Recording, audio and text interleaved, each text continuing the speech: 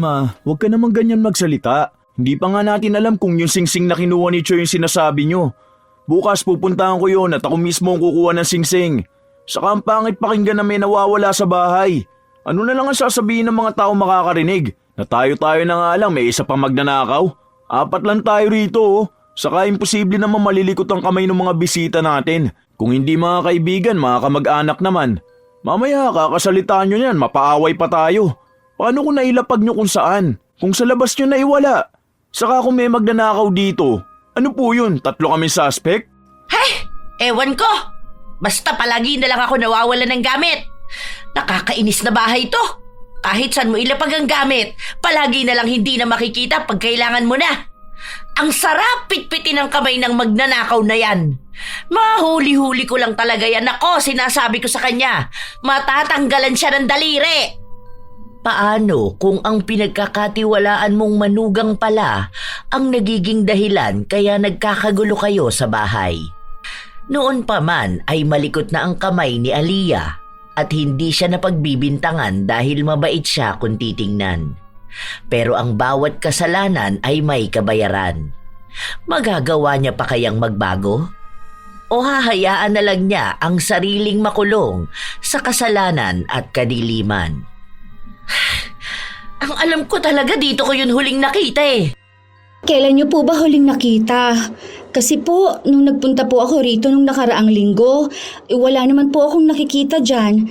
Ano po bang itsura nun? Hindi ko na matandaan kung kailan ko huling nakita. Pero alam ko, hindi ko inalis dito. Infinity sign yun eh. Ang mahal pa naman nun. 24K gold yun. Wala pang 1 taon nang mabili ko yun eh. Baka po nailagay niyo sa ibang lagayan. Tapos hindi niyo lang po maalala. Kasi sabi niyo po na makakalimutin na po kayo, di ba? Hanapin na lang po siguro natin. Nako! Feeling ko talaga nanakaw na yun eh. Nung nakaraan pa naman nagpunta rito yung pinsan ng asawa ko. Adik pa naman yun. Alam mo naman kapag mga ganong klase ng tao, may makita lang na gamit, kukunin na nila. Naku talaga, sa susunod na pupunta yan dito, aawayin ko talaga. Kaya ayoko nagpapapasok ng ibang bisita rito sa bahay eh. Si Mama, napagbintangan na naman si Tita Minda. Hindi naman yun magnanakaw. Baka tama si Aliyah na nakaligtaan mo kung saan mo nilagay. Ganyan nung nakaraan eh. Tapos sinisisi mo yung mga bisita ni Nathan. Tapos diba nakita natin na nasa ilalim ng damitan mo? Kawawa naman yung mga batang napagbintangan. Sus! Kapag adik, magnanakaw yan sila. Wala na kasi silang hiya basta makabatak lang. Siguro po, tita, hanapin na lang natin. Saan pa po ba pwedeng mailagay yun? Sa damitan po kaya? Or sa mga pinagtataguan, like storage box, ganon? Ito po bang buong linggo? Ano po ba ang ginawa nyo? Naglinis ako ng bahay eh. Kasi nagtapon ako ng mga hindi na ginagamit. Baka naman po naitapon nyo. Maliit na alahas po yun. Malamang hindi po ganun kadali na makikita. Hindi ko naman ginalaw rito eh. Doon lang ako sa kwarto. Kahapon ko pa hinahanap, hindi ko makita. Nakakainis naman talaga. Ang mga magnanakaw talaga, hindi pa mapitpit ang mga kamay. Nandyan lang yun, Ma. Imposible naman kasi na may kukuha nun. Sa susunod yan, kapag hindi mo hinahanap, pagpapakita rin yun. Baka naman kasi may duwende rito sa bahay nyo, tita. Tapos po, pinaglalaruan kayo. Naalala ko po nun sa bahay ng tita ko, may mga nawawala rin po silang gamit eh. Tapos, kapag kinausap po nila yung duwende, nakikita rin nila. Yun nga ang sabi ng kaibigan ko. Hindi ko alam. Ang kwento kasi noon sa amin ng tatay, may alaga raw silang duwende rito.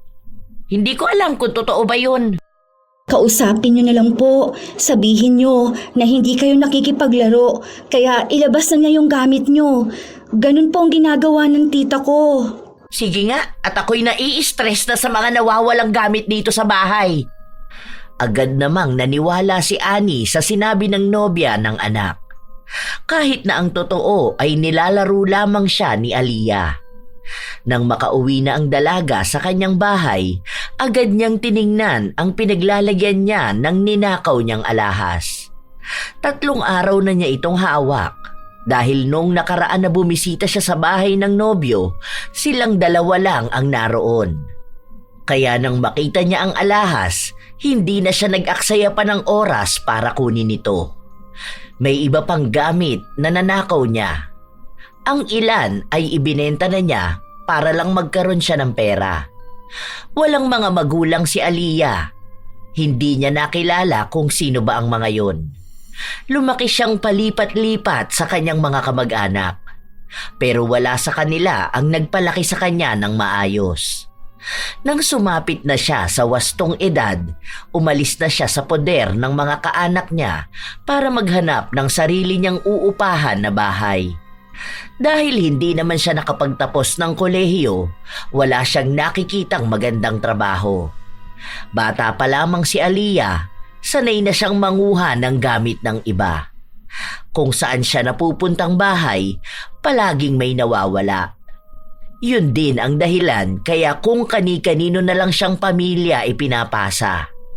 Kaya nang makilala niya si Moises at makapunta siya sa bahay na ito, pansin niyang madali lang nakawan ang nobyo. 3 lang sina Moises sa bahay nila. Ang ina niyang si Annie, si Moises at ang bunsong kapatid nito. Nasa ibang bansa ang kanilang ama. At ang pangalawang kapatid ng nobyo ay nag-aaral sa ibang bayan, kaya hindi sa bahay nila nakatira. Madalas na si Moises lang ang nasa kanilang bahay, habang si Annie naman ay madaling mamanipula ang isipan dahil sa makakalimutin nito. Bukas naman ang bahay ng nobyo, lalo na sa mga bisita at mga kaibigan nila. Kaya ang akala ni Annie ay isa sa mga yon ang magnanakaw. Isang araw, magkasama sina Aliyah at Moises. Hindi ko nga alam kung makakahanap ako ng trabaho ngayon. Alam mo naman, puro hanap nila college graduate o kaya may 5 years experience. Hindi nga ako tumuntong ng kolehiyo eh. Buti nga natapos ko pa ang high school. Try mo kaya mag-TESDA. May kinalaman sa luto-luto, ganun. Yung kakilala ko nag-TESDA yun, tapos ngayon nasa barko na nagtatrabaho. Ang laki ng sahod niya. Kaya ko ba yun? Oo naman, ano ka ba? Madali lang naman yun. Paano naman yun kung kailangan ko rin ng trabaho? Alam mo ba, kinausap na ako ng landlord ko kahapon. Magtataas daw ng rent. Hindi ko na nga mabayaran yun ngayon eh. Nakaka-stress talaga. Sabi ko naman kasi sa'yo na lumipat ka na lang sa bahay, di ba? Mag-live-in na lang tayo para hindi ka na magbayad ng rent. Tapos saka ka mag-aral ng TESDA. Ako na lang muna ang bubuhay sa'yo hanggat wala ka pang trabaho. Nakakahiya naman sa mga magulang mo. Pwede ko naman kausapin si mama. Saka papayag naman yun lalo na ikaw naman ang lilipat sa bahay. Alam mo na ikaw ang isa sa pinagkakatiwalaan nun. Saka kapag nasa trabaho ko, walang tumatao sa bahay. Madalas na nasa shop si mama. Sure ka ba? Kung okay lang kay tita.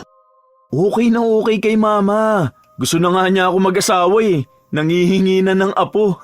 Sige, pero kausapin muna natin si tita ha. Nahihiya kasi ako sa bahay niyo eh. Pero salamat, babe. Katulad nga ng inaasahan, pumayag si Annie na sa bahay na nila tumira si Aliyah. Sa lahat ng naging nobya ng kanyang anak, si Aliyah lang talaga ang nagustuhan niya. Malambing kasi ito at talagang maaasahan sa bahay. Nakikita niya ito bilang mabuting asawa para kay Moises at magiging mabuting ina rin sa magiging apo niya. Ilang linggo pa lamang si Aliyah sa bahay ng kanyang nobyo pero unti-unti na niyang nakikita kung ano ang bagay na susunod niyang nanakawin. Sa totoo lang, kahit na anong gawin ni Aliyah, hindi niya talaga napipigilan ang kanyang sarili na kunin ang gamit na hindi naman sa kanya. Isang araw, habang naglilinis ang dalaga, umuwi ang bunsong kapatid ni Moises at may kasama itong 2 kaibigan. Be, kukuha lang ako ng merienda nyo. Anong palaman ba ang gusto nyo? Maging sa mga bisita nila, mabait talaga ang dalaga. Pero ang hindi nila alam, kinukuha lang yung dahilan ni Aliyah para sa plano niyang pagnanakaw. Nakita niya kasi ang mamahaling relo na nakalagay lang sa gilid ng TV. Dahil doon nakatambay ang mga kabataan na bisita, magiging palusot niya yon kung sakali man na hanapin ni Annie ang nawawala niyang relo. At tama nga ang kanyang hinala. Kinabukasan, nagising siya dahil panay na naman ang daldal ng ginang. Ay, ano na naman kayang dahilan kaya nagdadadaldal na naman si Mama? Ang aga pa oh. Day off ko ngayon, gusto ko sana matulog pa. Sige na, matulog ka na muna. Ako na lang ang kakausap kay Mama. Lumabas ang dalaga at naabutan niya si Annie na naghahalungkat ng gamit. Inilipat niya rin ang lagayan ng TV. Ma, bakit po? Ano po nangyayari? Kalilinis ko lang po kahapon. Bakit po? May dumi po ba dyan? Hindi ko po kasi nailipat yan eh. Baka po kasi mahulog ko ang TV. Naiinis na naman ako rito sa bahay. Yung relo ko hindi ko makita. Inilapag ko lang dito kahapon eh. Ano ba naman yan? Yung Chanel na relo niyo po? Oo. Nakita mo ba? Nakita ko po kahapon, pero hindi ko na po napansin kung kinuha niyo na po ba. Basta kahapon, nung nagdala ako ng merienda kina Choi, andyan pa yon. May bisita si Choi kahapon? Opo, yung dalawa po niyang kaibigan. Umuwi rin naman po sila bago kayo umuwi. Ay, malamang isa sa mga kaibigan niya ang kumuha nun. Paborito ko pa namang relo yun dahil ang liit lang. Nakakainis naman oh! Nasaan ba yung si Choi? Kinausap ng ginang ang kanyang anak at tinanong kung nakita ba nito ang ginawa ng kanyang mga bisita dahil may nawawala na naman silang gamit. Ipinaliwanag naman ng bata na hindi naman malilikot ang kamay ng kanyang mga kaibigan. Baka raw nailagay na naman niya ito kung saan. Mas mabuti raw na hanapin muna ito bago siya magbintang sa mga taong wala namang ginagawang masama. Pero hindi natigil si Annie sa kanyang pagdadaldal. Pinagalitan niya ang kanyang anak at sinabi na sa susunod kung magdadala siya ng bisita, siguraduhin niya na binabantayan niya ang mga ito dahil maaaring may nakawin sila. Pinipilit naman ni Choi na ipagtanggol ang kanyang mga kaibigan. Dahil sa ingay nila, lumabas na rin si Moises. Nagkakagulo na sila sa loob ng bahay kaya nagpunta sa kusina si Aliyah at doon niya kunwaring nakita ang relo. Tita, ito po ba yung hinahanap ninyo? Ay oo! Saan mo nakita? Doon po sa taas ng microwave. Oh, nakita mo na Ma. Baka dun mo yan nailapag kagabi dahil nagpainit ka ng ulam. Kita nyo na? Inuuna nyo po kasi yung pagbibintang ng tao eh. Kawawa naman yung dalawang bata. Bumisita lang napagbintangan pa magnanakaw. Eh paano? Ang natatandaan ko inilapag ko yun dito malapit sa TV. Kung inilapag nyo yan sa tabi ng TV, paano naman yan mapupunta sa taas ng microwave? Ay, teka po. Naalala ko na. Kasi po kagabi, ang sabi po ninyo, iinitin nyo nga po yung ulam. Tapos, nadumihan po yung kamay nyo. Bago kayo maghugas, hinubad nyo yung relo nyo. Ayun po, baka doon nyo po inilapag. Hindi na matandaan ni Annie ang nangyari kagabi, kaya hindi niya masabi kung tunay ba ang sinasabi ni Aliyah. Pero dahil doon nga natagpuan ng relo, maaaring yun nga ang totoo. Madalas kasi na nakakalimutan ni Annie ang mga nangyayari. Minsan, inilalapag niya ang gamit sa ibang lugar at hindi na niya maalala. Alam na yon ng kanyang mga anak, kaya sa tuwing may hinahanap siyang nawawalang gamit, pinagsasabihan siya ng mga ito. Lalo na at ang hilig niya pang pagbintangan ng ibang tao. At dahil alam yon ni Aliyah, naging parte na ng kanyang plano ang lituhin palalo si Annie para kung sakali man na may mawawalang gamit sa loob ng bahay, hindi siya mapagbibintangan. Isang araw, naiwan sina Annie at Aliyah sa loob ng bahay. Naririnig ng dalaga ang usapan ni Annie at ng kanyang asawa. Nagsabi ang lalaki na magpalagay na lang sila ng CCTV sa loob ng bahay. Nang matapos ang usapan, doon lang nagsalita ang dalaga. Para sa akin lang po, tita. Parang hindi po maganda na magkaroon ng CCTV sa loob ng bahay nyo. Kasi parang wala naman pong privacy ang mga tao. Tapos, tayo-tayo lang naman po ang nasa bahay. Parang ang pangit naman pong tingnan na wala tayong tiwala sa isa't isa. Kasi ako po, sa totoo lang, kahit kailan, hindi ko naisipan na magnakaw. Yung ibinibigay nyo na nga lang po sa akin, nahihiya na nga po ako natanggapin eh. Naaano kasi ako. Alam mo yun, may mga bumibisita kasi rito sa bahay.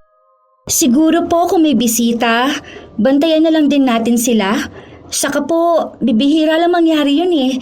Madalas po ako lang ang nasa bahay or minsan kami ni Choi. Para lang naman po sa akin. Pero dahil po bahay po niyo ito, kayo pa rin po ang masusunod. Maganda rin po kung tatanungin ninyo mga anak nyo para alam din po nila yung plano nyo. Ano ba sa tingin mo? Masyado na ba talaga ako nagiging makakalimutin? Hindi pa naman ako ganong katanda eh. Yung totoo lang po, tita. Grabe na po ang pagiging makakalimutin nyo. Naalala ko po nung nakaraan, nakalimutan nyo po yung isinalang nyo sa kalan. Nagpapakulo ata po kayo ng tubig, tapos nakalimutan po ninyong magluluto kayo ng noodles. Ganon na ba kalala? Ang alam ko lang na nakakalimutan ko kapag may itinago akong gamit, tapos hindi ko na maalala kung saan ko nilagay. Hay nako, bakit kaya ganito ang nangyayari sa akin? Siguro po dahil stress kayo. Baka po sa negosyo nyo. Kung gusto nyo po, ako na lang po muna magbabantay sa tindahan. Dito na lang po muna kayo sa bahay para kahit na paano makapag-relax naman po kayo. Napaisip si Annie sa mga salitang sinabi sa kanya ng dalaga. Wala pa rin namang trabaho si Aliyah at mukhang makakatulong nga kung magpapahinga muna siya. Nag-aalala rin kasi si Annie na baka lumala ang pagiging makakalimutin niya at makalimutan na rin niya ng tuluyan pati ang sarili niya at ang kanyang pamilya. Nang kinagabihan, nang makauwi na si Moises, nagkaroon sila ng pag-uusap ukol sa mga bagay at desisyon na gagawin ni Annie. Sinabi ko naman sa iyo dati yan, di ba ma? Ang lala kasi ng stress mo last year, lalo na dun sa pamangkin ni Kuya George. Bakit? Ano nangyari? Ay, hindi ko ba naikwento sa'yo? May kinuha kasi si mama na magbabantay sa tindahan. Tapos ang ginawa naman nun, nagpapa-order siya ng feeds. Tapos hindi namin alam yun. Kaya lahat ng benta sa kanya napupunta. Ayun, ang laki ng lugi ni mama. Hala, grabe naman yung mga ganong klase ng tao. Pinagkatiwalaan na nga sila tapos mantatarantado pa. Kaya swerte mo na. Kapag nakakilala ka na mapagkakatiwalaan talaga, no? Bibihira na lang kasi yung mga tao na gumagawa ng tama. Sobrang stress ko nun. Kasi nga, ang bilis maubos ng supplies. Tapos wala namang kinikita ang tindahan. Ang tagal ding nakabawi ng tindahan ko nun. Akala ko nga malulugi na ako ng tuluyan eh. Doon nagsimula yung pagiging makakalimutin ni mama. Minsan may sasabihin pa yan sa'yo, kunwari may papagawa siya. Tapos makakalimutan niya na yun. Sa sobrang dami niyang iniisip dati. Tapos ang sabi ko sa kanya, magpahinga na nga muna siya kahit na dito na lang siya sa bahay. Or lumabas-labas siya para mag-enjoy. Yun din sinasabi ni Papa eh. Kaso itong si Mama ayaw naman iwan yung tindahan niya. Paano ko naman kasi iiwan ang tindahan ko? Ang tagal ko na yung negosyo, no? Bago pa kami naging mag-asawa ng tatay mo, negosyo ko na yon. Tapos yun din ang tumulong para makapag-aral kayo. Wow, gano'n na po katagal? Oo, ganun katagal na stress. May pinagkakatiwalaan ako noon na nagbabantay ng tindahan ko. Kaso, nung nag-asawa na siya, ayun, sumama na sa ibang bansa. Simula noon, kadalasan na nakukuha ko mga manloloko. Kaya dapat palagi ako nasa tindahan para bantayan sila. Huwag na po kayo mag-alala, tita. Hindi ko po kayo bibiguin kung hahayaan niyo po na akong magbantay sa tindahan. Tama naman po ang mga anak ninyo eh. Dito na lang po kayo sa bahay. Mas makakapagpahinga po kayo. Mas mapagkakatiwalaan naman si Aliyah, ma. Alam ko naman. Kaso, kaya nga hindi ko siya kinukuha dahil mag-aaral siya. Kapag sa tindahan siya, dapat dun lang siya nakatuon. Lalo na kung siya ang hahawak ng lahat. Okay lang din naman po sa akin. Basta po may trabaho ako. Mas gusto ko po talaga magtrabaho kaysa mag-aral. Nakakahiya naman po kasi eh. Ayoko rin naman pong si Moises lang ang bubuhay sa akin. Tapos nakikitira din po ako sa bahay niyo. Unti-unting kinukuha ni Aliyah ang loob ni Annie.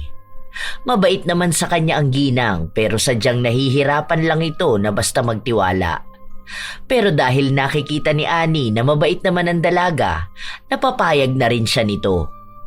Gusto na rin kasi ng mga anak niyang manatili na lamang siya sa bahay nang sa gayon ay makikita niya rin ang mga taong bumibisita sa kanila. Para daw wala na siyang pagbintangan na ibang tao kapag may hindi siya makitang gamit.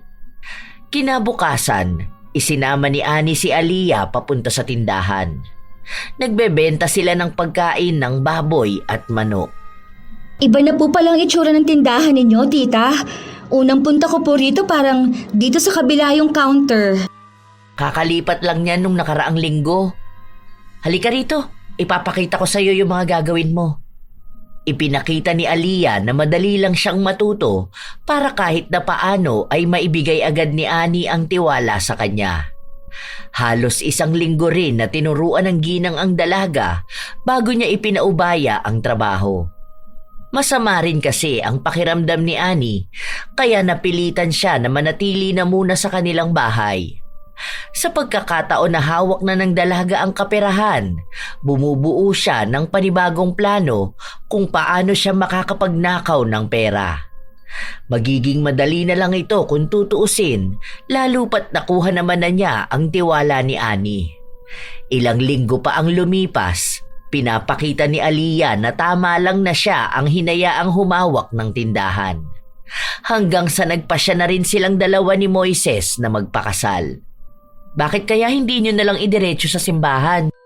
Plano na rin po namin yan, kaso sa ngayon, mas maganda po kung makikisabay kasi sa kasalang bayan. Libre lang po doon. Pag-iipunan pa namin yan sa simbahan, ma.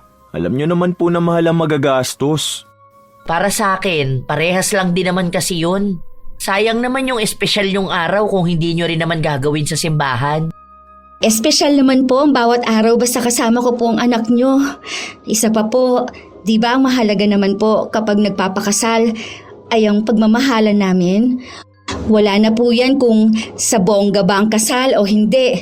Kahit na simpleng kasalang bayan lang yan, nasa paraan naman po ng pagsasama namin yan. Sa bagay, tama ka naman. Iba talaga ang mindset ng magiging future wife mo, anak. Ang swerte mo talaga kay Aliyah. Naku, tama pala yan na magpakasal na muna kayo. Baka maagaw pa yan ng iba.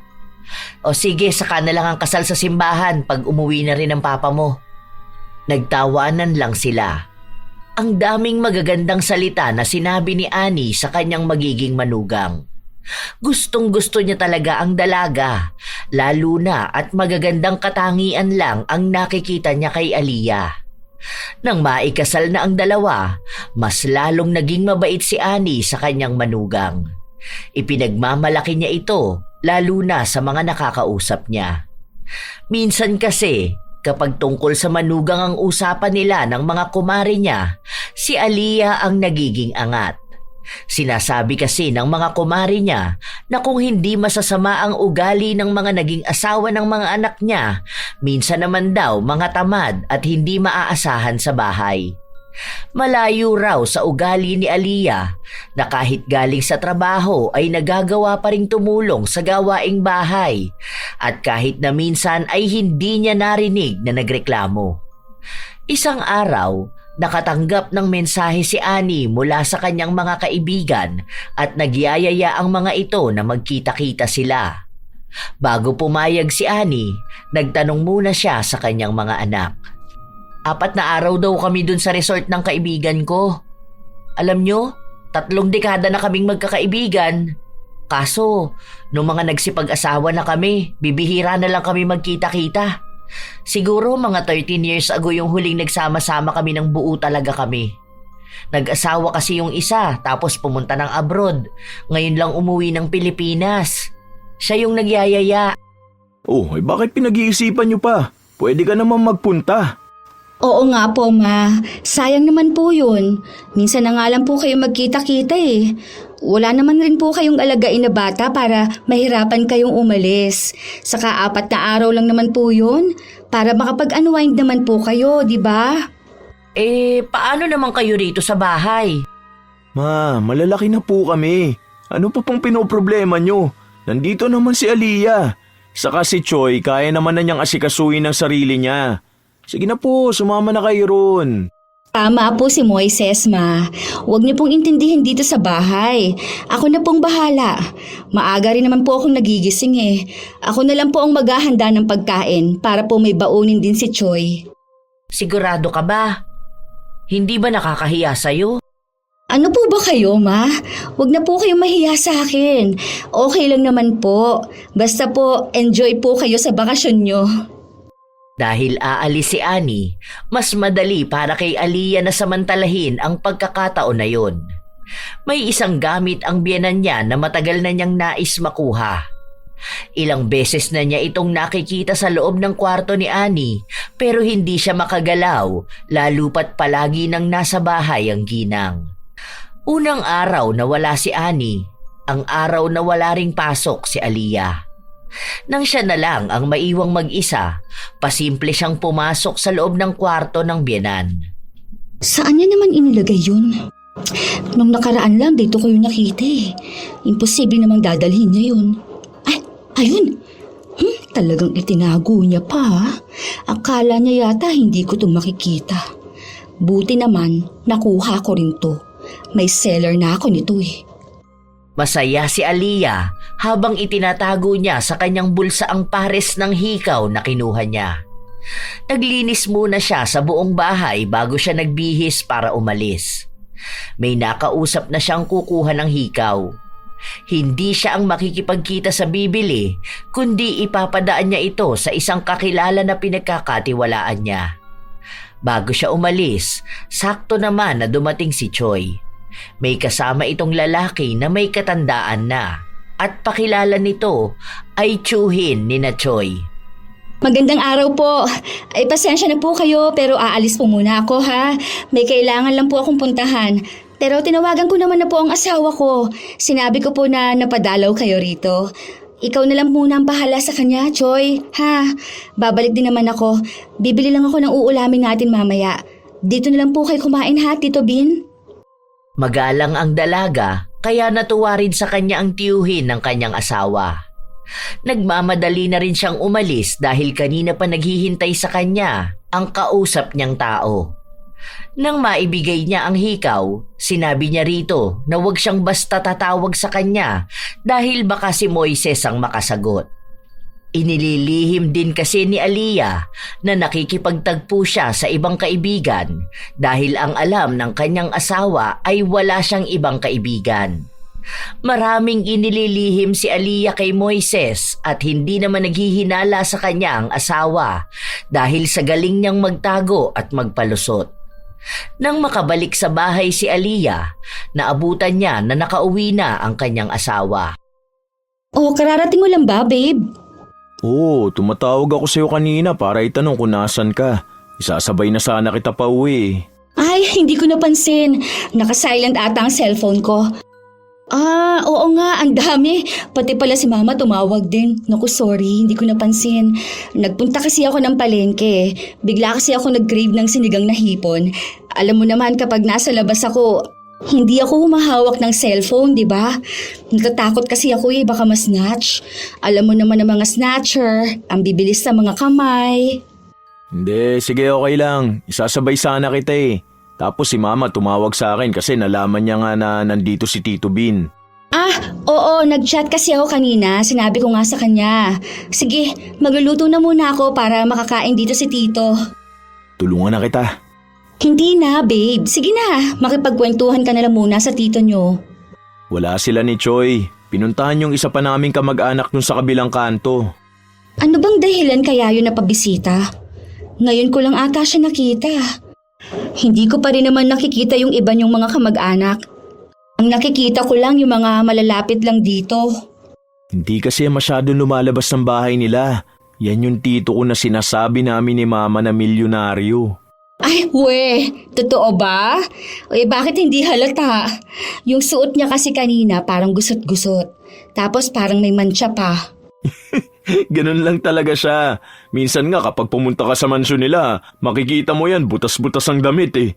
Bihira lang yan nagsusuot ng damit kapag may mga party lang o business meetings. Pinapatakbo nga yan na mayor sa kanila pero ayaw niya maging politiko. Grabe, ang big time naman ng mga kamag-anak niyo. Ay oo naman, lalo na sa father side namin. Lahat talaga silang magkakapatid, mga successful na tao. Kaya pala nagpunta rito si Tito kasi sasabihin niya yung sa kasal ng anak niya. Bali lahat tayo rito, imbitado. Tapos 3 araw free accommodation dun sa hotel sa Makati. Mga kamag-anak namin sa father side ang pupunta. Makikilala mo yung iba. Nakakahiya naman kung sasama ako dun. Maiwan na lang kaya ako rito sa bahay. Anong nakakahiya? Imbitado ka talaga.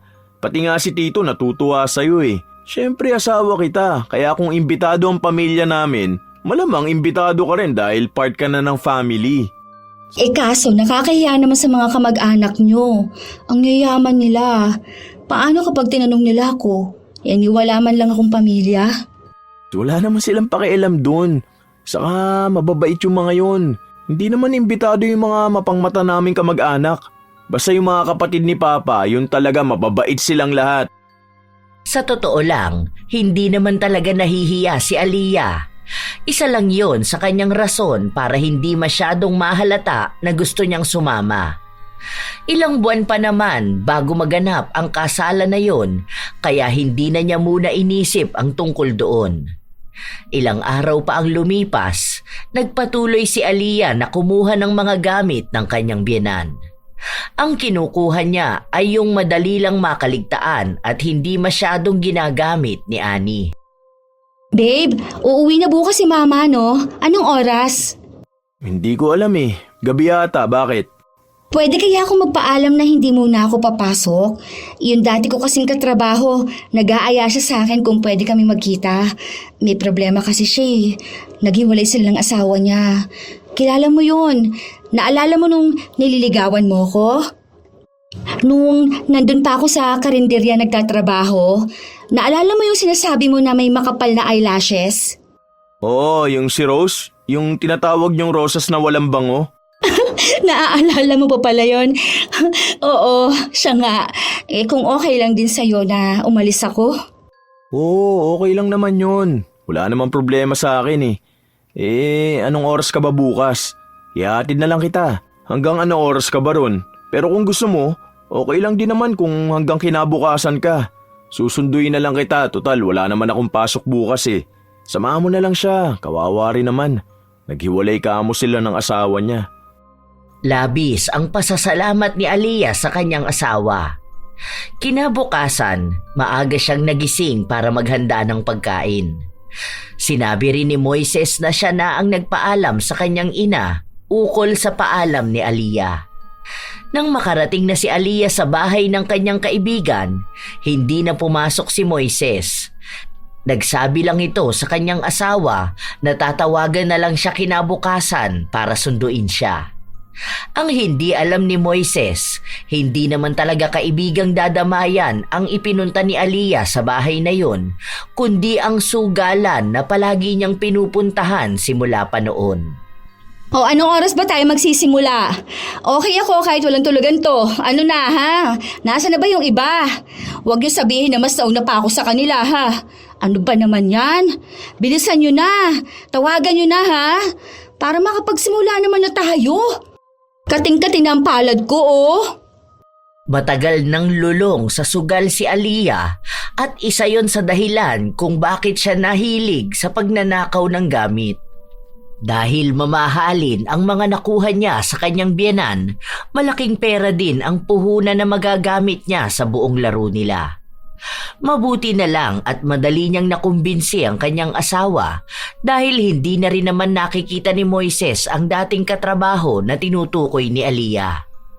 Dahil kabisado na rin niya ang kanyang asawa, madali na lamang para sa kanyang pasunurin ito gamit ang kanyang mga salita. Hindi rin naman alam ni Moises ang ginagawa niyang pagsusugal. Dahil bukod sa hindi siya humihingi ng pera sa asawa, nakikita rin nito na nag-iipon din siya para sa kanilang kinabukasan. Nagpatuloy ang masayang araw ni Aliyah.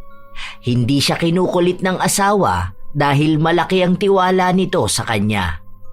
Ang ginagawa na lamang niya, nagpapadala siya rito ng litrato para kunwaring ipakita na kumain na siya. Ano ba naman yan? May balat ka naman ata sa puwet eh. Huwag ka kaya sumilip sa baraha ko. Hindi na ako manalo-nalo rito. Ano, naligo ka ba? Inaalat tayong dalawa ha? Huwag ka nalang bumakas dyan. Ang laki na nga ng talo ko. Ubus na yung perang dala ko. Tapos maaga pa para matapos ang laro. Panay reklamo si Aliyah, lalo pat sunod-sunod ang pagkatalo niya. Hanggang sa naubos ang malaking halaga ng pera na hawak niya galing sa mga pinagbentahan ng mga ninakaw niya. Pero dahil ayaw siyang patayuin ng mga kalaban niya, nagkaroon na lang sila ng listahan. Noong una, kahit na paano ay nakakabawi naman si Aliyah. Pero sadyang hindi para sa kanya ang araw na yon, kaya natalo siya. Malaking halaga ang dapat niyang bayaran sa bangka. Oo, promise. Akong bahala sa'yo. Bigyan mo lang ako ng 1 linggo. Papalitan ko ng mamahaling gamit yung utang ko sa'yo. Basta tiwala ka lang. Para naman tayong hindi magkakakilala rito ah. Alam mo naman na ni minsan hindi kita binigo, di ba? Walang takutan na magsusumbong sa asawa ha, hoy. Kayo ha? Basta, gagawin ko yon. Baka nga sobra pang maibigay ko sa'yo, ano? Malaking halaga ang kailangang maibigay ni Aliyah at sa oras na hindi niya yon maibigay ayon sa araw na napag-usapan nila, makakarating daw kay Moises ang listahan ng utang niya. Yun pa naman ang ayaw ni Aliyah dahil malamang ay papangit ang tingin ng kanyang asawa sa kanya at baka mahirapan ulit siyang maging malaya sa pagsusugal. Habang nagpapatuloy ang araw, nagpaplano si Aliyah ng bagong pagnanakaw. Isang araw, may kinuha siyang singsing na nasa lamesa lang. Pero nang balak na niya itong ibulsa, biglang dumating si Choi. Sa kanya pala ang singsing at binalikan niya ito sa bahay nang mapansin niyang hindi niya ito suot. Akala ko kay mama yan. Itatabi ko sana para ibibigay ko mamaya pag uwi niya eh. Sana tumawag ka na lang sa akin nung hindi mo sure kung nasa bahay ang singsing mo. Para sana hindi ka na umuwi. Baka maliit ka pa niyan sa next klase mo. Lihim na may inis na nararamdaman si Aliyah dahil akala niya ay makakaisa na naman siya. Kinukulit pa naman na siya ng pinagkakautangan niya. Nang isang beses na maliligo na si Aliyah, napansin niya na may naiwang singsing sa lagayan ng sabunan. Yun ang kinuha niya. Nang makakolekta na siya ng 3 gintong alahas, nakipagkita na naman siya sa kakilala niya. Sabihin mo sa kanya sobra pa yan ha. Sa kanya ka nalang kumuha ng porsyento o kaya kung maibebenta mo yan ng mas mahal. Tunay na ginto naman lahat yan eh. Walang nagsusuot ng peke sa bahay na yon. Yung padre de pamilya kasi nila palagi nagpapadala ng alahas. Sige na, saglit lang ako eh. Babalik pa ako ng tindahan. Nagmamadali si Aliyah na umalis. Pagpunta niya ng tindahan, nakita niya roon ang biyenan. Oh, ma, ano pong ginagawa niyo rito? Wala, napadalaw lang. Boring na sa bahay eh. Ah, may kinatagpo lang po ako. May binili po akong damit sa online. Sa susunod, huwag mong basta iiwan ang tindahan ha. Alam mo naman na ikaw lang ang pinagkakatiwalaan ko. Ayoko pa naman nagtitiwala sa kung sino-sino. Kung kailangan mong umalis at medyo matatagalan ka, sabihan mo ko para ako muna ang papalit sa'yo. Bakit po parang stress kayo? Na-stress na naman ako sa bahay. Kanina pa ako hanap ng singsing ko, hindi ko na naman makita. Oh, anong singsing naman po ma? Noong nakaraan may nakita ako sa bahay pero kinuha po ni Choi kasi ang sabi niya sa kanya. Dapat nga po itatabi ko yun eh. Kasi kako, baka mawala na naman kasi nakaligtaan yun na naman. Ang itsura po nun parang ano po siya. Wedding ring pero may X na nakapalibot. Ay oo, Yun nga ang hinahanap ko. Ayun po, kinuha po ni Choi. Dahil ang sabi po niya, sa kanya raw po yun. Binigay ko naman po dahil hindi ko naman po alam kung sa inyo po yun. Hindi ko pa po kasi nakitang suot niyo yun. Bago pa lang naman yun. Nakakainis namang Choi yan, oo. Bakit naman niya aangkinin yung hindi sa kanya? Alam niyo, Ma, ayoko lang po talagang nagsasalita eh. Pero po kasi, may nawawala rin po akong gamit. Hindi naman po siya ganun kamahal tulad sa inyo pero may halaga rin naman po yun. May nabili po kasi ako dati na relo. Kaso hindi ko na po alam kung nasaan na. Ayoko naman po magsalita sa bahay kasi po, alam niyo yun, tayo-tayo lang naman po ang nakatira dun.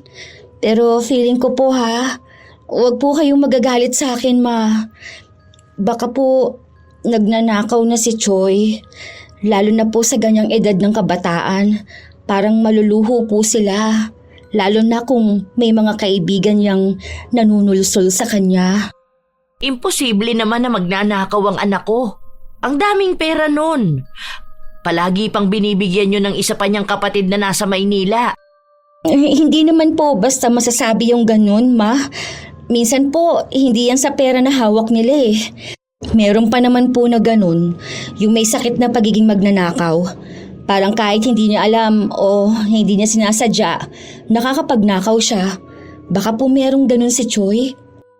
Ang daming sinabi ni Aliyah na mabilis lumason sa utak ng kanyang biyenan.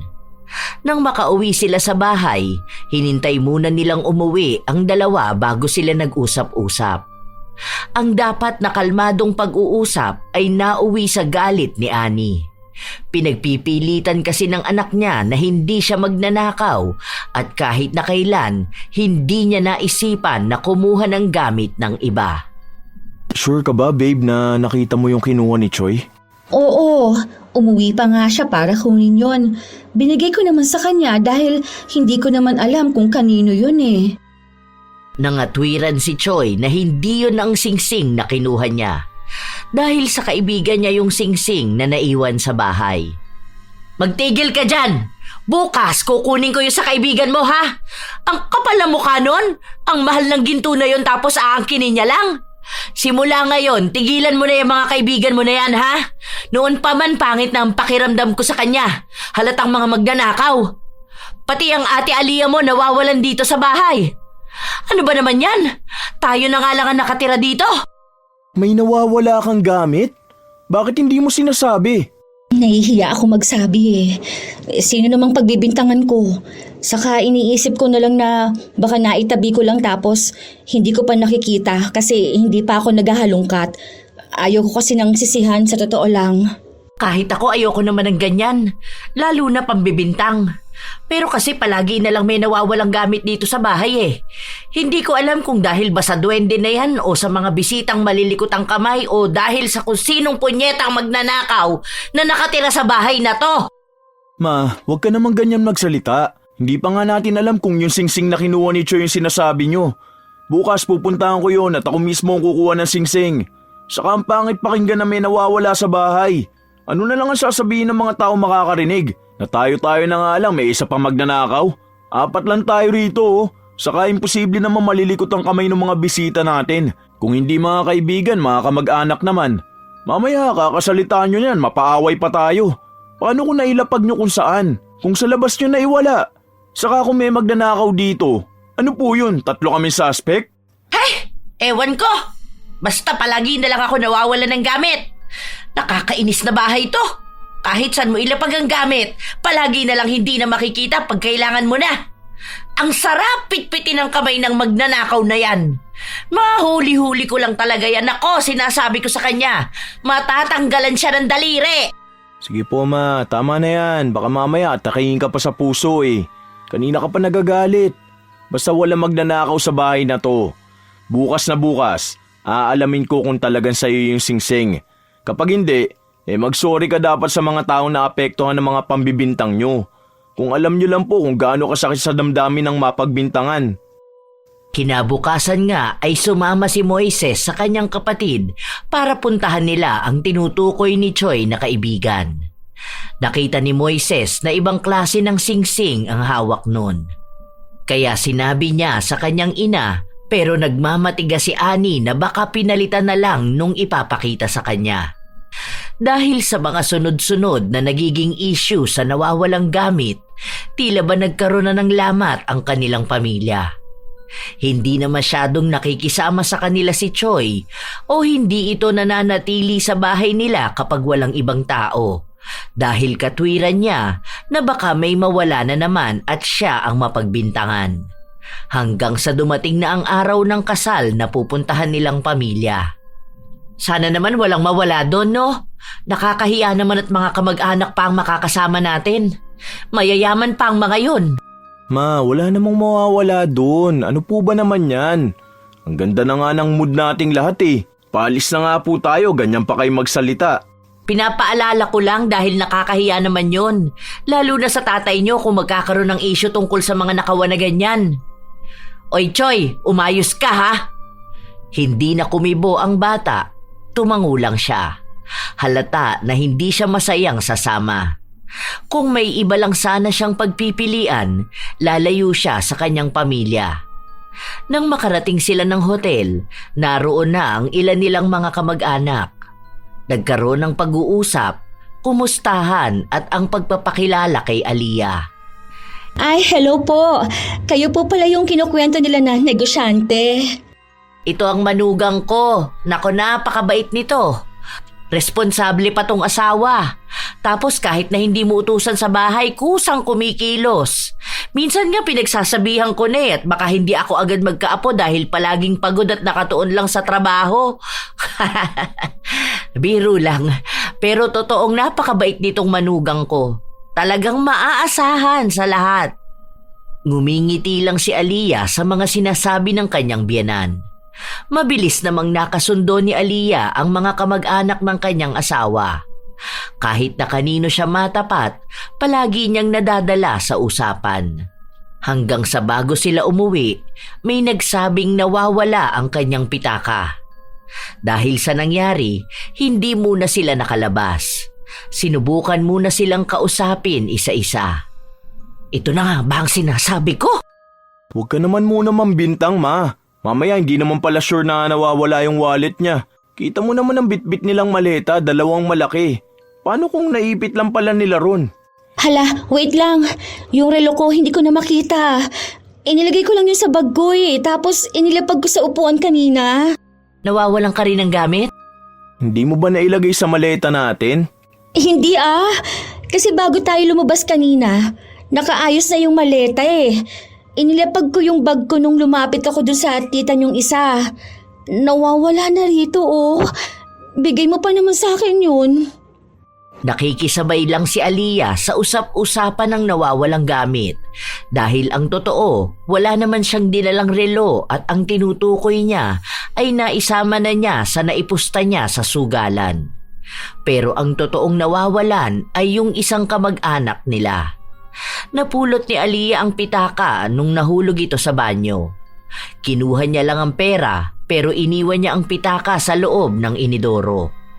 Nang makita ang pitaka, wala na ang pera.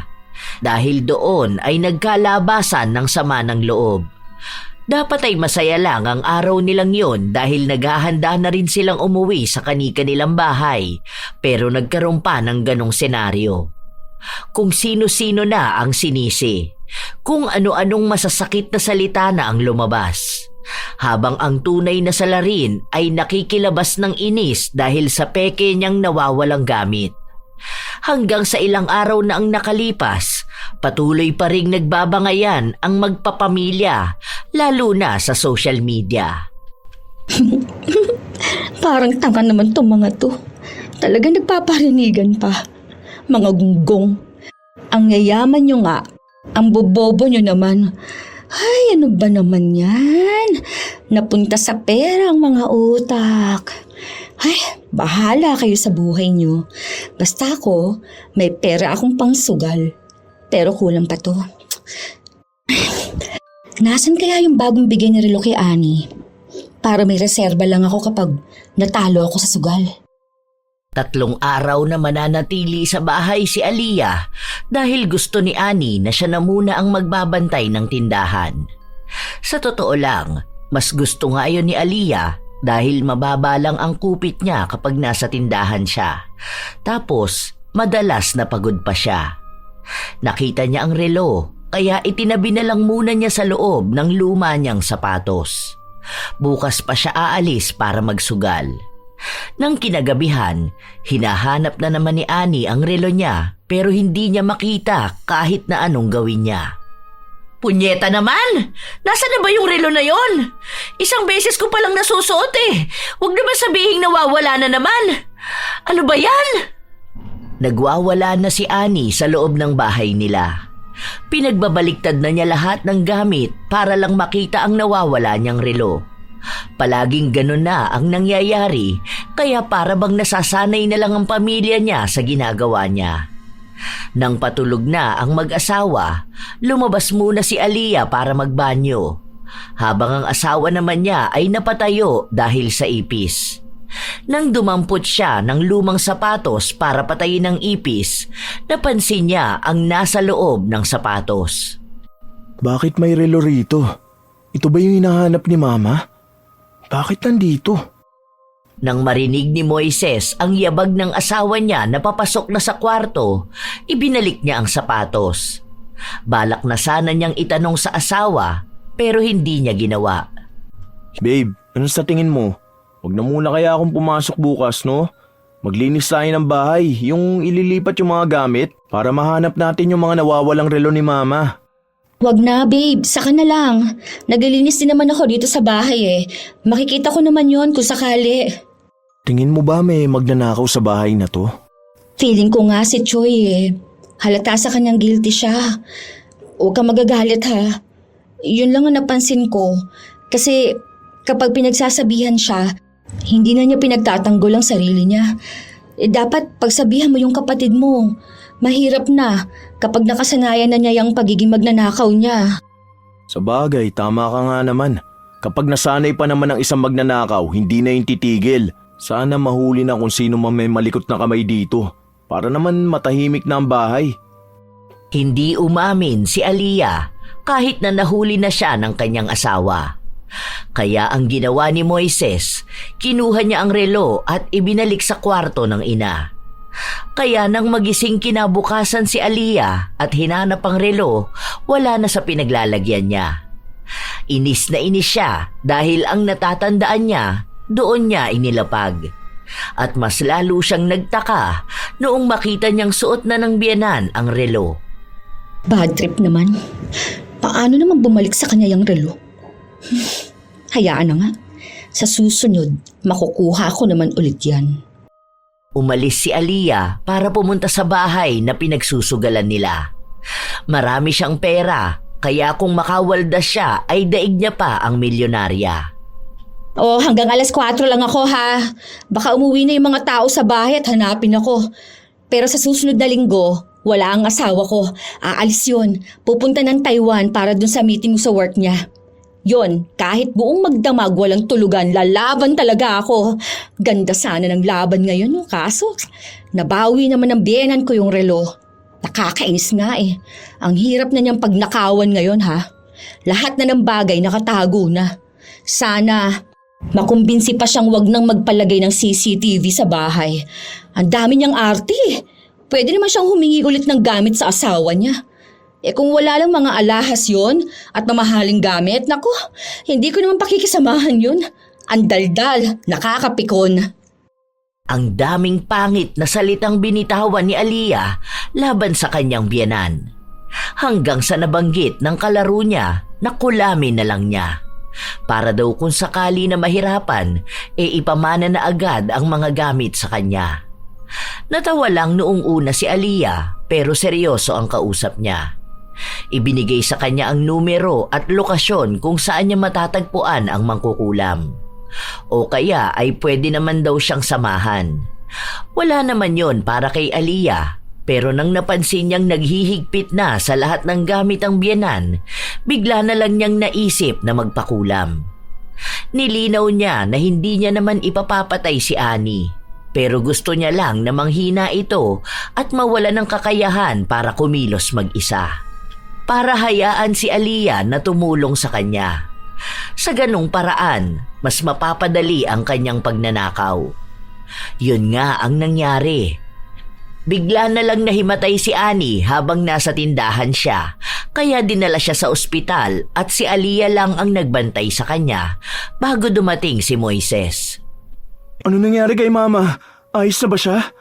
Lumabas na ang resulta. Wala namang nakita. Pero nangihina kasi siya eh. Baka sa stress din, no? Ang sabi ko kasi sa kanya, wag na siya sa tindahan eh.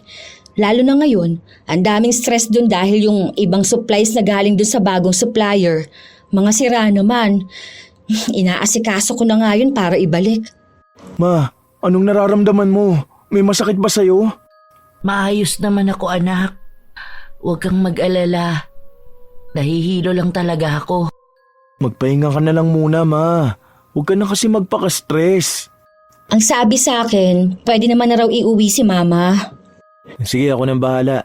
Umuwi ka na muna sa bahay. Baka nandun na si Choi. Ako na lang ang mag-aasikaso dito para makauwi na rin si Mama. Hindi naman tumanggi si Aliyah na umuwi. Dahil ang mangyayari, siya lang ang mag-isa sa bahay at makakakuha na naman siya ng alahas. Ilang araw pa ang lumipas, palagi na lang nakahiga sa kama si Annie. Ang manugang naman niya ang palaging nagbabantay sa kanya. Nak, pwede bang pasuyo ako ng tubig? Sige po, sandali lang ha. Mamaya po mga 3 p.m. inom po kayong gamot. Wala namang epekto sa akin yung gamot. Sayang lang ang pera natin dyan. Kaso yun po ang sabi ng doktor nyo. Siguro dahil matanda na rin ako kaya ganito. Baka malapit na ang oras ko. Huwag nyo naman pong sabihin yan, Ma. Baka po kasi sobrang stress nyo. Huwag po kayo masyadong magpaka-stress. Kung hindi nyo po kontrolado ang isang bagay, huwag nyo na pong isipin pa. Kunwari, may nawawala kayong gamit. Hayaan nyo na lang po. Kung makikita nyo naman po, di makikita. Kung hindi, ganun po talaga yun. Paano?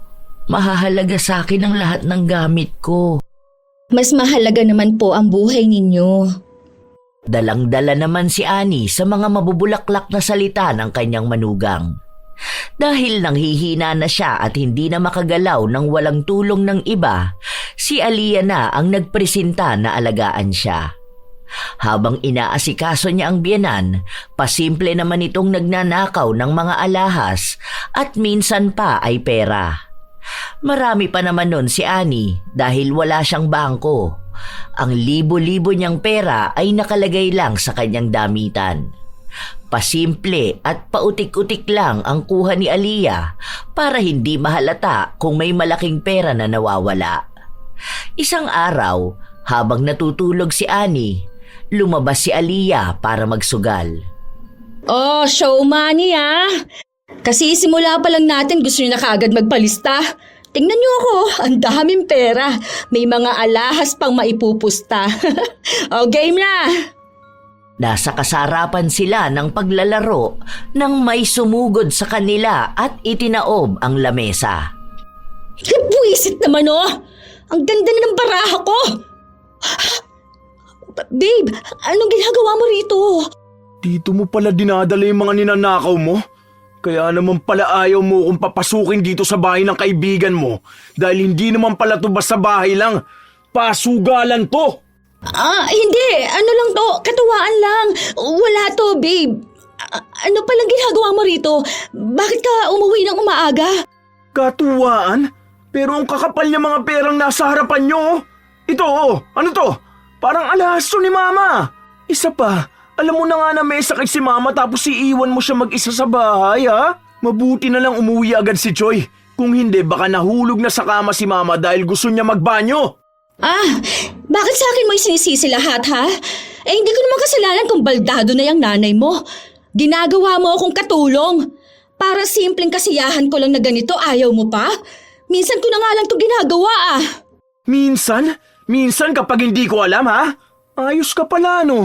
Bait-baitan ka tapos magnanakaw ka naman pala. Ang dami pang nadamay na tao dahil sa pagbibintang ni Mama sa kanila. Tapos lalabas na ikaw pala itong magnanakaw? Nakakahiya ka?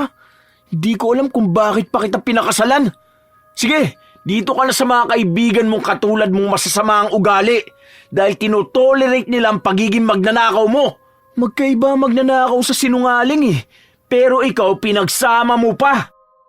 Hindi natapos ang bangayan ng mag-asawa hanggang sa nakauwi silang dalawa. Pinaghahagis din ni Moises ang gamit ng kanyang asawa. Ano bang nangyayari sa inyong dalawa? Bakit ba kayo nag-aaway? Hindi ko naman alam na gising pala si Mama eh. Gusto ko lang naman sana lumabas at magpahangin. Tapos magagalit ka na sa akin. Gusto mo pang makipaghiwalay? Alam mo naman na ikaw lang ang maaasahan ko. Ang maaasahan namin ang anak ko. Tigilan mo na ako sa mga drama mong ganyan. Akala mo ba hindi ko nahahalata, ha? Ano bang sinasabi mo? Hindi ko naman maintindihan eh.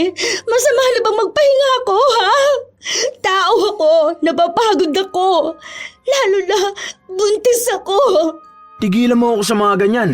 Huwag mong hintayin na makapagsalita ako rito dahil malalaman nila ang mga kalukuhang ginagawa mo. Nakakahiya ka? Nagsisisi na akong ikaw ang pinakasalan ko. Sana pala maski nilalab pa kita lalo para hindi ganitong gulong dinala mo sa pamilya ko. Ma, kausapin niyo naman po si Moises. Hindi ko naman po alam ang dahilan kung bakit siya nagagalit sa akin. Wala naman po akong ibang ginawa eh. Kulang pa po ba itong ginagawa ko sa pamilya natin? Sige po, kung matitiis ninyo, nasa kalsada na lang ako titira. Habang pinagbubuntis ko itong apo ninyo, ayos lang po.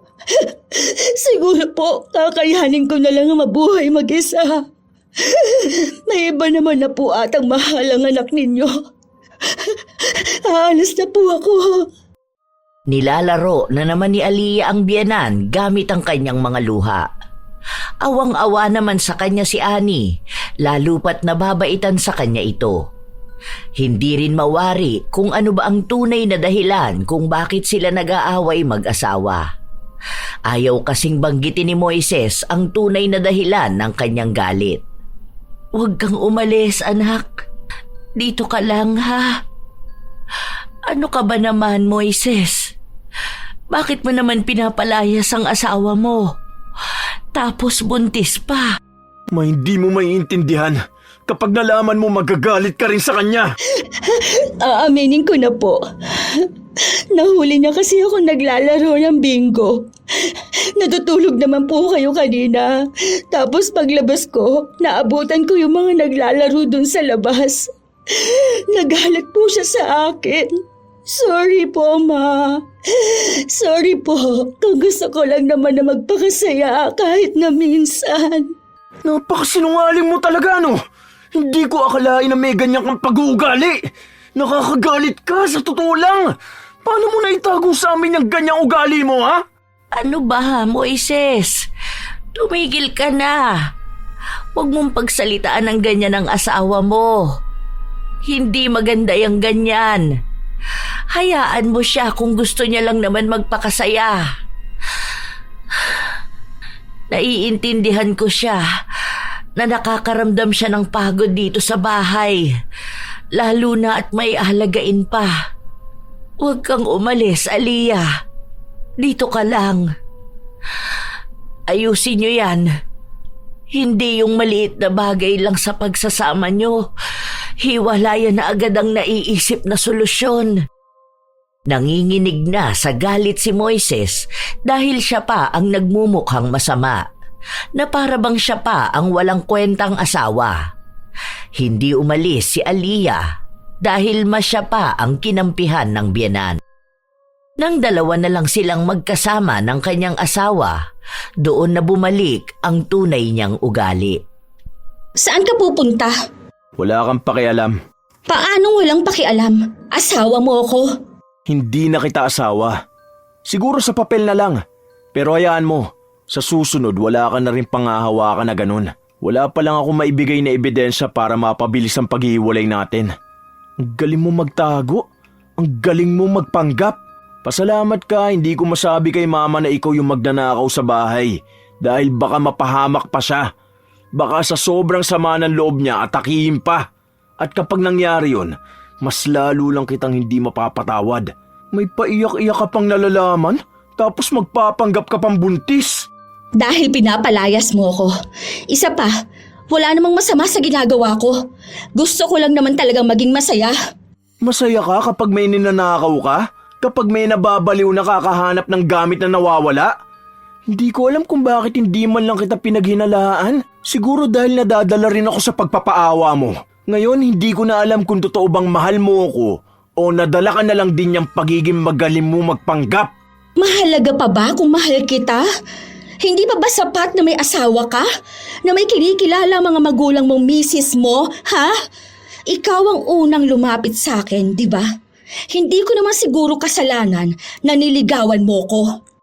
So ibig sabihin wala lang talaga sa'yo to? Itong pagsasama natin? Bakit ka pa nagpakasal sa akin? Dahil gusto mo. Isa pa, gusto ko rin naman ata. Hindi naman mahalaga yun eh. Ang gusto mo lang naman magkaroon ng isang pamilya. Ngayon naiintindihan ko na kung bakit hindi ka mahal ng mga kamag-anak mo. Dahil kung nalaman ko na ganyan ka, hindi rin kita mamahalin. Alam mo, hindi ko matanggap na nalinlang mo ko eh. Kami ng pamilya ko. Pati mga kamag-anak ko nagkagulo na dahil sa'yo. Sapat na siguro yung mga nalaman ko para tanggapin na walang magbabago sa pagmamahalan na to. Dahil wala naman talagang pagmamahal na namamagitan sa atin. Masakit ang katotohanan na yon para kay Moises. Ang babaeng mahal niya, walang pagpapahalaga sa pag-ibig. Gustong-gusto na niyang palayasin si Aliyah pero hindi niya magawa dahil nakikiusap ang kanyang ina. Kung may lakas lang sana si Annie, sasabihin ni Moises ang lahat. Pero dahil mahina ang kanyang katawan, hindi na nais pang dagdagan ng kanyang anak ang stress na nararamdaman. Unti-unti nang kumukolekta ng ebidensya si Moises na siyang magagamit niya para hiwalayan ang asawa.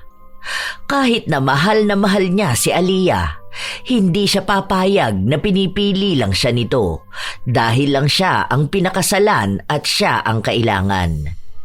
Habang tumatagal din, lalong lumalala ang karamdaman ni Annie. Ma, dapat ayusin mo na yung pamana mo. Kunwari, kung paano mo hahatiin sa mga anak mo yung pera mo o mga alahas mo. Pinag-iisipan ko na nga yun. Kapag sinasabi ko naman kay Moises, ayaw niyang gawin ko.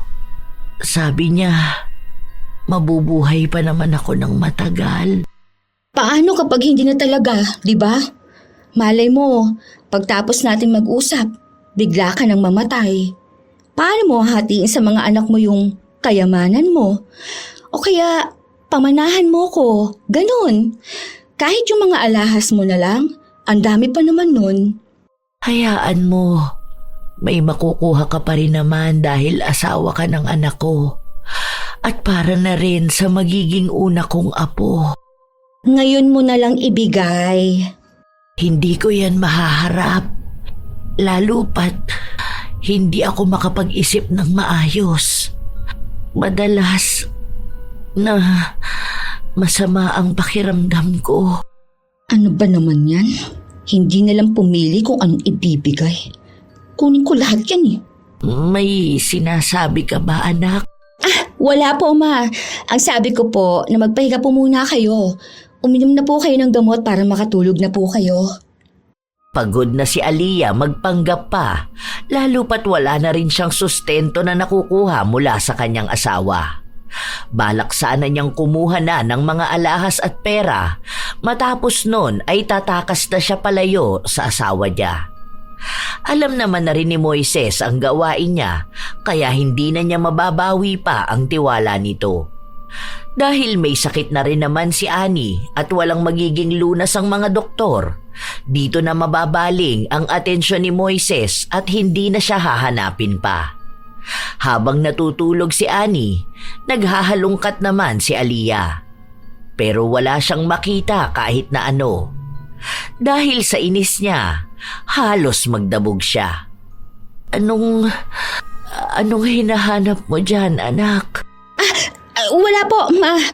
May hinahanap lang po ako na pwede ninyong suotin mamaya kapag naligo po kayo. Nagising ko po ba kayo? Sige po, tulog na po ulit kayo, ma. Hindi naman ako natulog.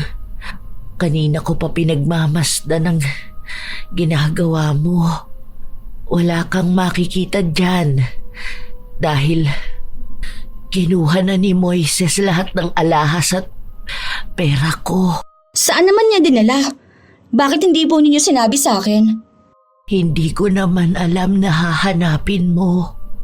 Ang sabi niya sa akin, itatabi niya para hindi makuha ng magnanakaw. Mukhang tama nga siya. Mas safe sa paglalagyan niya. Alam nyo, matagal na ako nagtitiis sa bahay nyo, ha? Mga buwisit kayong lahat, lalo na yung anak mo. Isa ka pang alagain. Akala nyo ata katulong nyo ako rito. Ang kakapal naman ng mga mukha ninyo. Bakit ka naman ganyan magsalita, anak? Ano bang ikinagagalit mo? Lahat! Mga buwisit kayo! Makalayas na nga sa punyetang bahay na to. Maghanap kayo ng mag-aalaga sa inyo, ha? Para yun ang bayaran ninyo. Hindi yung nakakalibre kayo sa akin. Okay na rin yan eh. Hindi ka na rin naman gagaling dyan sa sakit mo. Magdusa kayong lahat. Maubos sana lahat ng pera nyo at maibenta nyo lahat ng ipinagdadamot ninyong gamit sa akin. Leche! Kinuha ni Aliyah ang cellphone ni Annie at iba pang gamit na pwede niyang maibenta. Mas lalo siyang nagagalit dahil mababang halaga lang ang mga nakuha niya. Kung alam niya lang na uunahan siya ni Moises sa mga alahas, sana ay mas marami na ang kinuha niya noon. Dahil wala namang ibang bahay na pupuntahan si Aliyah, dumiretso siya sa pasugalan. Wala pa ron ang kalaban niya, kaya naghintay pa siya ng ilang oras. Inalok niya rin sa ibang mga naglalaro ang mga gamit na hawak niya. Ang mura mo namang gustong bilhin to? 10K mo naman na. Tingnan mo, wala namang issue eh. Makinis pa. Kaya mo naman i-format to para mawala ang password. Ito na lang. Oh, wedding ring? Totoong gold yan. Tingnan mo to. Wala nang ibang ginawa kundi ang mambarat. Ano na? Panlaro ko lang mamaya, oy. Mababa talaga ang naging benta niya sa mga gamit. Kahit na ang alahas na regalo sa kanya ni Moises, ibinenta na niya para lang magkaroon ng perang ipapangsugal. Nang dumating na ang mga kalaban niya, agad silang naglatag ng lamesa. Oh, dating gawe ha. Labas muna mga pera para hindi tayo nalulugi rito. Oh, eto nang lahat ng meron sa akin oh. Kung gusto nyo, may mga damit ako na pwede ninyong bilhin. Hoy, mamahalin ng mga yon ha. Galing pang abroad yun. Nasa kalagitnaan na ng kasarapan sa pagsusugal ang mga tao matapos na magkagulo dahil may mga pulis na pumasok sa loob. Dahil sa takot ni Aliyah, tumalon siya sa bintana pero mali ang bagsak niya kaya nabalian siya. Dahil hindi siya makatayo at makatakbo, nadakip din siya ng mga pulis at dinala sa ospital. Nadaan naman niya sa paliwanagan ang mga ito at dahil walang ebidensya na nakuha sa kanyang isa siya sa mga nagsusugal, hindi siya nakulong. Pero ang problema niya, wala siyang pera at wala rin siyang kahit na anong gamit. Pero mabuti na lang, kahit na wala siyang dalang cellphone, napuntahan siya ni Moises sa ospital. Babe, ang sakit ng binti ko. Buti nilang pinuntahan mo ko rito. Pumunta ako rito hindi para tulungan ka o kaawaan ka. Magbibigay lang ako ng pera sa'yo, pero pagtapos nito wala na akong pakialam sa'yo. Huwag mo na kaming guguluhin at huwag mo ipipilit ang sarili mong bumalik sa bahay dahil hindi na kita asawa at walang anak na nag-uugnay sa atin. Tigilan mo na ang pagpapanggap mong buntis ka kahit na hindi naman totoo. Alam mo, galit na galit ako sa'yo dahil maliban sa ginawa mong tanga mga tao sa bahay, ikaw pang malakas ang loob na ipakulam si mama. Oo, hindi ko mapapatunayan na ikaw, pero alam kong ikaw lang ang may kakayahan. Ano? Ganito na lang ang gagawin mo sa akin? Nakita mo na ngang may sakit ako. Hindi ko nakasalanan kung tumalon ka sa bintana. Ikaw ang may kagagawan niya sa sarili mo. Kanya-kanya na tayo ngayon. Alam mo kung may pagsisisihan man ako sa buhay ko, yun ay ang maging asawa ka. Maling-mali ako na hindi ko muna kinilala ang pagkatao mo. Hindi ko inisipan ng maling dahilan kung bakit walang mga kamag-anak mo ang gustong tumulong sa'yo eh. Ngayon alam ko na, sino nga namang magpapatira na magnanakaw sa bahay nila. Kahit na anong pagpapaawa ni Aliyah, wala nang nararamdaman pa ang kanyang asawa. Kinokonsensya niya ito at sinasabi na nangako sila noong kasal nila na magsasama sila sa hirap man o ginhawa. Pero sinabi lang ni Moises na ibang pagkatao ng asawa ang pinakasalan niya, hindi ang tunay na pagkatao nitong sinungaling, magnanakaw at sugarol. Tinotoo ni Moises ang sinabi niya kay Aliyah na hindi na niya ito tatanggapin pa sa buhay nila. Habang si Ani naman ay nahirapan makipaglaban sa mangkukulam. Halos 3 albularyo na ang napakiusapan nila pero hindi nagtagal ay gumaling na rin si Ani. Simula nang mangyari yun, nahirapan na talaga siyang magtiwala dahil kahit pala ang mabuting tao na kaharap niya ay may itinatago palang sikreto. Ilang taon pa ang lumipas, napawalang bisa na ang kasal ni na Moises at Aliyah habang si Moises naman ay nagkaroon ng bagong kasintahan. Magkaiba ng ugali kay Aliyah. Ang bagong kasintahan ni Moises ay galing sa isang matinong pamilya at alam niyang hindi nagtatago ng tunay na ugali. Mabait din ito sa kanyang ina at sa pamilya. Habang nagpapatuloy na maging maganda ang buhay ng pamilya ni Ani, siya namang patuloy na pagbagsak ni Aliyah. Hindi pa rin niya naaalis ang pagiging malikot ang kamay. Sa kasalukuyan ay nakakulong si Aliyah matapos niyang pagnakawan ang isang kumpanyang pinapasukan niya. Wala na rin siyang naging balita sa dati niyang asawa at tuluyan na nga siyang kinalimutan ni Moises at ng pamilya nito. Minsan, ang mga taong magnanakaw ay nagtatago sa isang magandang imahe para hindi mapaghalataan ang masasama nilang ginagawa.